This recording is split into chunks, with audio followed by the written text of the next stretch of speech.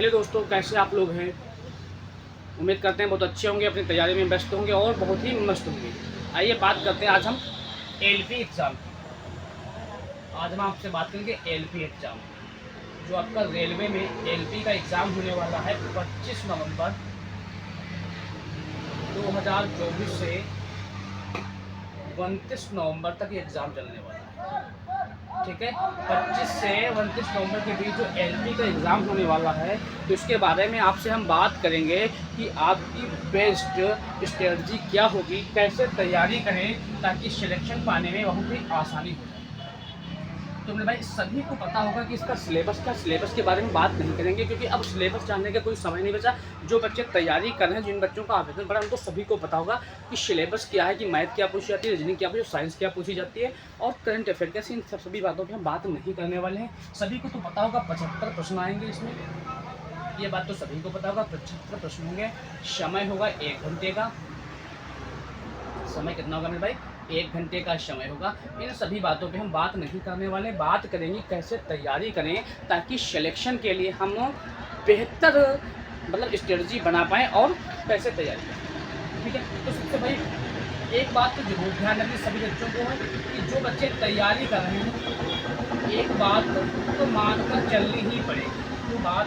एक बात को मानना ही पड़ेगा, मेरे भाई ध्यान देना। आज 12 नवंबर है।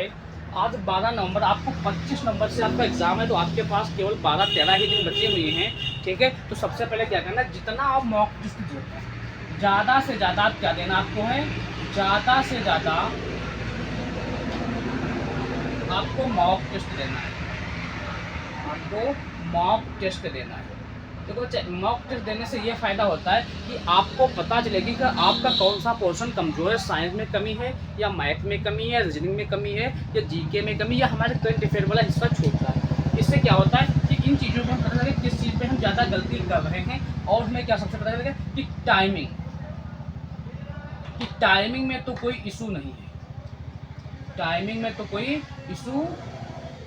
है।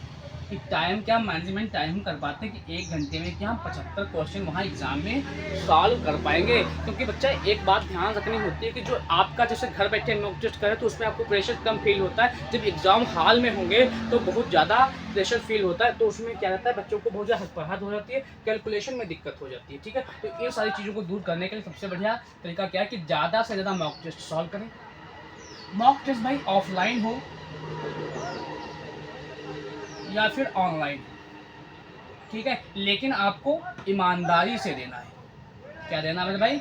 ईमानदारी से देना। अपने आप से बेईमानी नहीं करनी, अपने आप से कतई बेईमानी नहीं करनी। देखो, बेईमानी यदि करोगे, टाइम की बेईमानी करोगे या प्रश्नों की बेईमानी करोगे, उसके जिम्मेदार आप खुद होगे। तो इन चीज़ों पर ध्यान देना कि आपको बेईमानी नहीं करनी। इतना तो मेच्योर हो चुके हैं, समझदार हैं बच्चे, क्योंकि आप एक कॉम्पिटिशन की तैयारी कर रहे हैं। ठीक है, इतनी बात ध्यान देना। पढ़ें कैसे?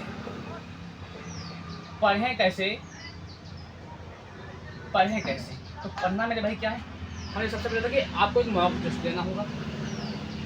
ठीक है, रोज़ कम से कम एक जरूर देना है। ठीक है, दूसरी बात, जीके, जीएस या सीए या जीए। जीके मतलब मेरे भाई जनरल नॉलेज, सामान्य जानकारी। जीएस मतलब जनरल साइंस, सीए मतलब करंट अफेयर और जीए मतलब जनरल अवेयरनेस।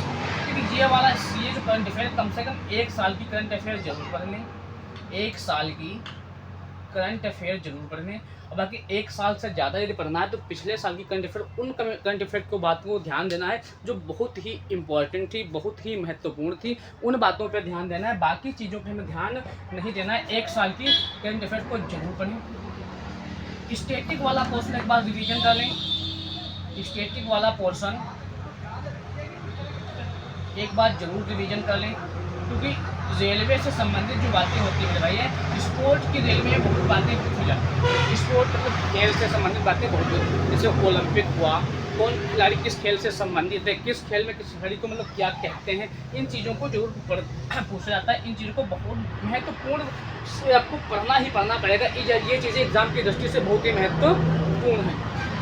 अब रही बात जीके की, तो जीके का अपना बहुत बड़ा पोर्शन है कि बहुत ज़्यादा इतिहास भी है, भूगोल है भी, नागरिक है, इकोनॉमिक्स भी है, एनवायरनमेंट भी है। इन सारी चीज़ों को पढ़ना अब मुश्किल है, क्योंकि समय आपके पास कितना बचा हुआ मेरे भाई, केवल 10 से 12 दिन ही बचे हुए हैं। 10 से 12 दिन ही बचे हुए हैं, तो इस समय में इतना पढ़ना मुश्किल है, ठीक है। लेकिन हाँ, टच में जरूर बने रहना है। जीके के क्या करना है, टच में बने रहना है, टच में जरूर बने रहना। टच में बने रहने का मतलब ये होता है कि मतलब जिस चीज़ों को हम ध्यान में रखेंगे वो चीज़ें आसानी से चलती रहेंगी, ठीक है, कंटिन्यू, तो हम चीज़ें गलत नहीं कर पाएंगे। अगर शुरुआत से कहेंगे एक तरफ से पढ़ लो तो उतना चीज़ें स्वाभाविक नहीं है, मुमकिन नहीं है, क्योंकि अब समय कम से कम बचा हुआ है, ठीक है। जिन बच्चों का प्री क्वालिफाइड और मेंस के तो बच्चा तैयारी करना ही करना पड़ेगा अच्छे से, ठीक है।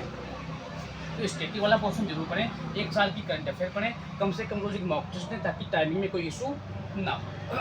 अब मैथ में क्या करना है, तो मैथ में मेरे भाई ये करना है, जब आप मॉक टेस्ट दे रहे होंगे तो आपकी जो गलतियां हो ना, उस टाइप को जरूर आप रिवीजन कर लें बेहतर तरीके से। जब मॉक टेस्ट दे, जो प्रश्न, जैसे हमने कहा कि परसेंटेज का प्रश्न आपका, तो उस टाइप के कम से कम 10 से 12 सवाल तुरंत ही आप लगा लीजिए ताकि अगली बार में दिक्कत ना हो, ठीक है। परसेंटेज हो या चक्रवृद्धि हो या फिर कह सकते हैं हमें एडवांस मैथ का भी कोई क्वेश्चन हो, मतलब जो क्वेश्चन मैथ के आपको पूछे तुरंत उस टाइप के 10 से 12 क्वेश्चन जरूर रिवीजन कर लें, ठीक है। एक इससे बढ़ती है रीजनिंग में, या जब रीजनिंग में आप मॉक टेस्ट दे रहे हैं, जो आपके रीजनिंग में क्वेश्चन गलत हो रहे हैं उस टाइप के या उस चैप्टर के आपको तुरंत का कर लेना, उसको रिवीजन कर लेना, ठीक है भाई।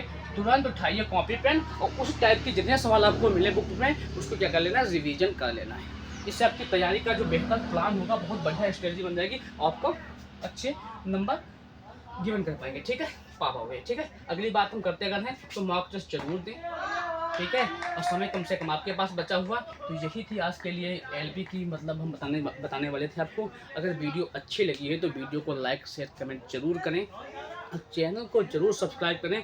जो बच्चे नए आए हैं जरूर सब्सक्राइब करें, और जिन बच्चों ने चैनल को सब्सक्राइब कर रखा है उनका बहुत बहुत धन्यवाद है। मिलते हैं अगली किसी और वीडियो में, आज के लिए इतना ही।